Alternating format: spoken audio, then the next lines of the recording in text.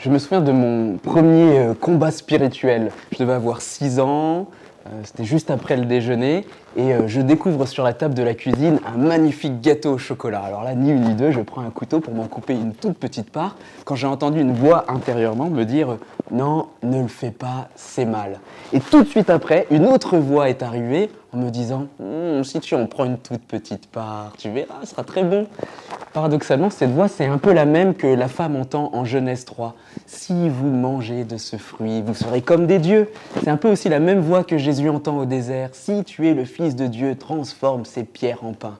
Qu'on se le dise, mes amis, le diable existe vraiment. Vous savez, c'est cet ange qui s'est détourné de Dieu. Et comme il ne peut pas s'en prendre à Dieu parce que Dieu est plus fort que lui, il va essayer de s'en prendre à sa plus belle créature, l'homme.